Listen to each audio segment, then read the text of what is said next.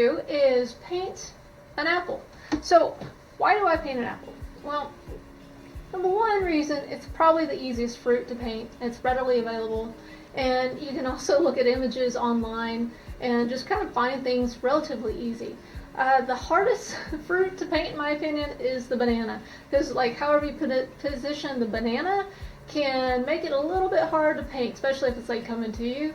So if you want a particular challenge, go for banana. But one of the other reasons I really like the apple is there are a lot of different colors in this, right?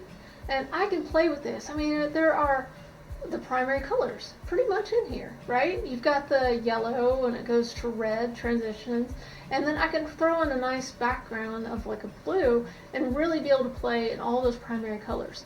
Now, why does that matter? Why does it matter that I'm playing in the colors of the spectrum, so to speak, of red, yellow, and blue? Because the color wheel, that's pretty much everything that's in the color wheel. It all radiates from those primary colors, right? We learned that in grade school. Yellow and red make orange, blue and red make purple, right? So you can kind of go in there and play a lot with them. I go into a lot more detail about that in the color wheel and theory painting, and you can go check that out. So it goes in more detail, and as we do these daily paintings, you're going to see me do a lot more detail and talk about colors and how they kind of play with each other. So in the warm-up painting, we're going to do a couple things. So number one, I want you to throw paint onto the canvas. The point is to loosen you up so that the blank canvas doesn't intimidate you. You've got this, you can totally do it. It's just paint, right? And if you screw up, seriously, this material right here, let's see, should I? I think I should. I don't like this apple. I did this apple as a warm-up exercise probably about a couple months ago. And what I don't like about it is, I was playing with a new color for me, and I wanted to see how that interacted with everything else.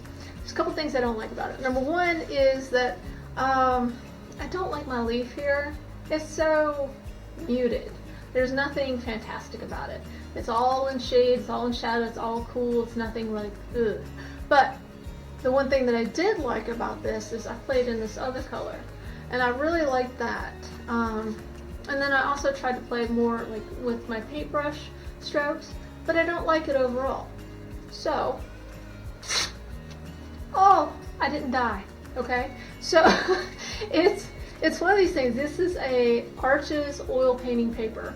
And Arches oil painting paper comes in sheets that you can cut up to size that you would like to deal with. And seriously, this came in a 12 by 16. I cut it up into 6 by 6s.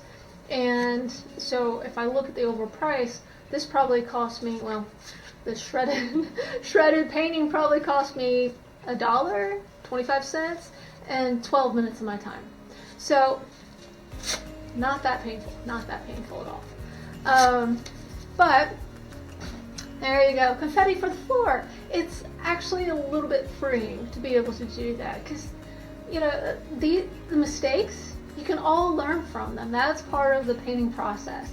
So and here's another example of an apple. I kind of dig this one. This is on Ampersand Gessobord. So this is what we're going to be painting on today. I highly recommend this product. I don't get paid to say that. But Gessobord, what I like about it is if I screw up and the paint is relatively wet, I can take some of my Gamsol and just wipe it right off. It's awesome. It's very freeing as well. And I buy these in packs of 4. So in packs of 4, I think it's about $6 on Blick art materials. And so it's maybe like $1 or something. And again, 12-15 minutes of my time. So I could take this and actually turn it into something really good, like if I wanted to. But the whole purpose was to play, experiment with a new color, and just warm up. So I'm not too worried about it. I've got this one too. This one I played, let's see. It helps if you write what you did on the back, by the way. So this one I was playing with a Prussian blue. And this one I was playing with a ultramarine blue and a cobalt violet. So play. Okay?